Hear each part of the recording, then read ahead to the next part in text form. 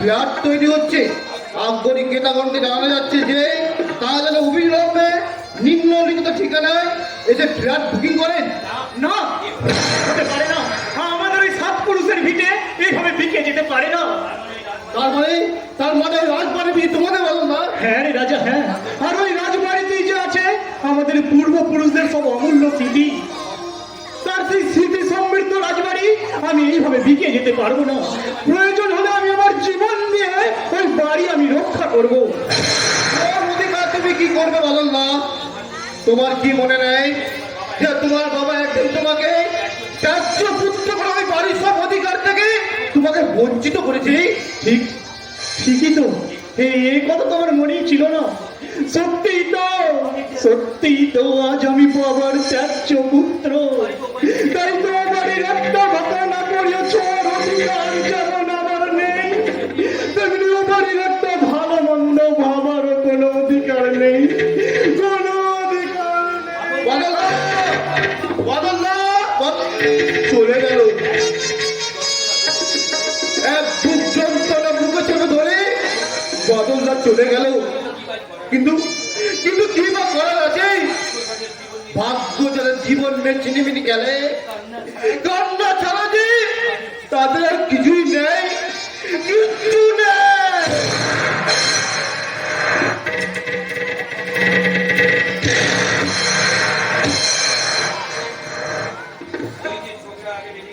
ওই যে ছোকরা আগে বেরিয়ে গেল, ওই হচ্ছে তোমাদের টার্গেট। ওকে গুরু, করে নিতে পারেন, কাজ কমপ্লিট। আর ফার্স্ট আওয়ারের মধ্যে একটা বললো ওড়ি ওড়ি বলে ছবি হয়ে যাবে। না না, মার্ডার করার কোনো দরকার নেই, হাত মার্ডার হলেই চলবে। কেন শুধু শুধু নামে দিয়ে রাখছেন স্যার? একেবারে একেবারে ফিনিশ করে দিই তো, লেখা ঝুঁকে যাবে। না মানে ইতিবাবু বড় দয়ার ছবি কিনা উনি ফুটুন একদম পছন্দ করেন না, তাই বলছিলাম ওটাকে হাফ মার্ডার করে দাও। তাই এর জন্য তোমাদের কত দিতে হবে? আমাদের কাছ থেকে 20,000 টাকা বেশি।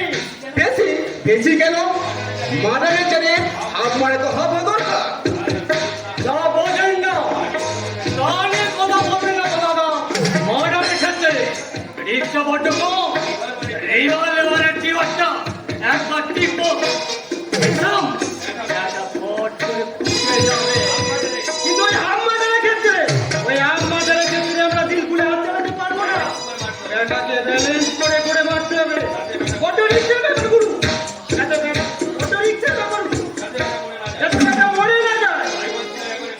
তাই বলছিলাম কি একেবারেই তুমি না না, এতে ঝামেলা বেড়ে যেতে পারে, মানে পুলিশ তাদের পেছনে লেগে যায়। হাসালেন না। পুলিশকে আজকে আমরা কেউ ভয় পাই নাকি? দেখছেন না আজকাল ওই পুলিশই পাবলিকের টাকা লিখে ক্যাবিনেট করে ফাইল চাপা দিয়ে মুখ লোকাচ্ছে। হ্যাঁ, আমি টিভি খবর দেখেছি। আসলে যতদিন দাদা দিদির ক্ষমতা আমাদের মাথার উপরে থাকবে ততদিন ওই পুলিশ প্রশাসন আইন আদালত কোনো কিছু দিয়ে আমরা ভয় পাই না। কিন্তু পুলিশ ওদের মাঝে মাঝে ধরে আমাদের সেন্টার দিতে, মানে ওই পাবলিক আমাদের উপরে যখন খেপে যায়, ওই তখন পাবলিকের হাত থেকে আমাদের রক্ষা করার জন্য জেলে নিয়ে গিয়ে আমাদের সেন্টার দেয়। মাঝে মধ্যে জেলে না গেলে আমাদের মনে মেজাজ ভালো থাকে না গুরু। আপনারা যেমন সিঙ্গাপুর, গোয়া, হংকং চেঞ্জে যান, আমরাও তেমনি মুড চেঞ্জ করতে একবার জেলে যাই। না না, ওই হাফ মার্ডারের অর্ডারটাই থাক। তাহলে এই নাও 20,000 টাকা।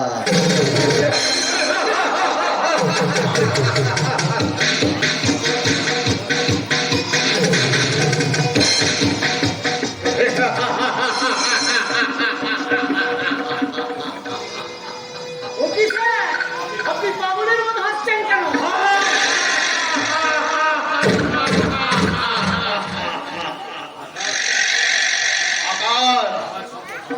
আমার স্বপ্ন সার্থক হতে চলেছে। ওই দিনেশ আজ ওর বড়দাকে নিয়ে বাড়িতে আসছে। ওর ওই সৎ দাদাকে অসতের জালে জড়িয়ে ফেলতে হবে। ওই বিনয় হবে আমার রূপের তার। অনেকদিন ধরে একটা কথা আপনাকে বলবো ভাবছি, কিন্তু ভয়ে বলতে পারছি না। অভয় দিচ্ছি, তুমি নির্ভয়ে কথাটা বলতে পারো। হ্যাঁ, শুনেছি আপনার স্ত্রী অনেকদিন আগেই মারা গেছে। ওই রানী সাহেবের আপনার বংশধর হিসাবে আর কি ভাবা যায় না, কিন্তু আপনি নবের সমুদ্রে ভেসে যাচ্ছেন কেন স্যার? আপনার তো কোনো অভাব নেই, তাহলে এত টাকা নিয়ে আপনি কি করবেন? যদি বলি মাদার টেরিজার অনাথ আশ্রমে আমি আমার সমস্ত টাকা পয়সা দান করে দেবো, তুমি সেটা বিশ্বাস করবে? স্যার, জানো জানো জানো আপনারা এই লোভ, হিংসা, বিদ্বেষ আমার মধ্যে ছিল না। আমিও আর 5 জনের মতো এই সুন্দর পৃথিবীতে সুন্দরভাবে বাঁচতে চেয়েছিলাম। স্যার, জানো আকাশ, তখন আমি আমার পরিবারের সঙ্গে থাকতাম কলকাতার এক শিয়ালদার বস্তিতে। হঠাৎ একদিন এক প্রমোটার এসে আমার বাবাকে রাজি করিয়ে ওই বাড়িটাকে ভেঙে একটা 10 তলা বিল্ডিং তৈরি করলো। আমাদের থাকার জন্য একটা ঘরও দিল। একদিন আমি স্কুলে গেছি, স্কুলে তখন ইতিহাসের ক্লাস চলছে।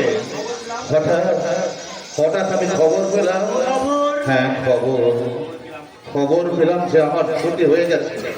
হেডমাস্টার মশাই থমথমে মুখে এসে আমাকে বাড়ি যেতে বললেন।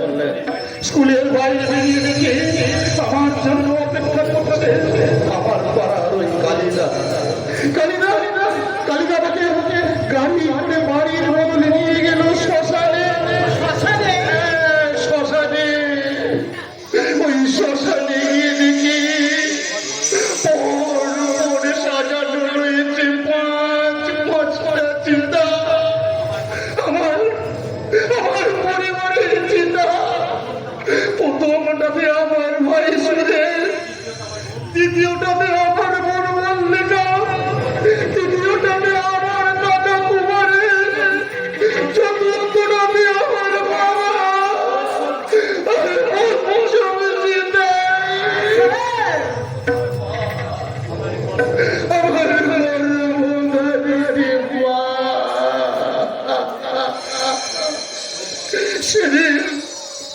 সেদিন ওই 5টা চিতার আগুন দাও করে পুড়িয়ে ছাড়খার করে দিল আমার অতীত, বর্তমান, ভবিষ্যৎ।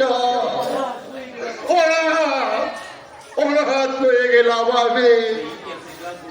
সেই ইতিহাসের কাছে বলা খবর আমার কাছে ইতিহাস হয়ে গেল।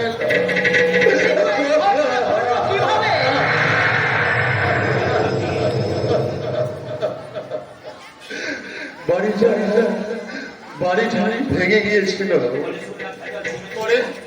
পরে শুনলাম না ভেজাল সিমেন্ট দিয়ে বাড়িটা তৈরি হয়েছিল বলে বাড়িটার তাসের ঘড়ির মতো ভেঙে গেছে। আর ওই ভাঙা ঘড়ির দেয়ালে থেতলে গেছে আমার গোটা পরিবার। আরে সেই থেকেই আমি প্রতিজ্ঞা করেছি, যেমন করে ওই প্রমোটার আমাকে অনাথ বানালো, ঠিক তেমনি করে আমি সারা সমাজ থেকে অনাথ বানিয়ে ছাড়বো। জমি জায়গা কিনে নিয়ে আমি বাড়ি বানাবো, আর সেই বাড়ি আমি লাখ লাখ টাকা ওই বাড়ির এখানে বিক্রি করবো। আর সেই বাড়ির টাকার উপর বসে আমি এই বিরাজে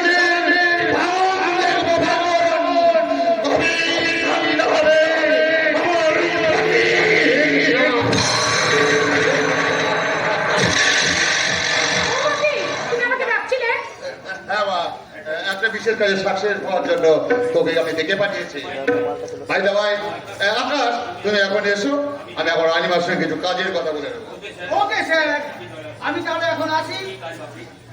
ঠিক আছে বাপি, বলো। কাজটা আমার নয় রে মা, তাহলে কাজটা হলো দিনেশের।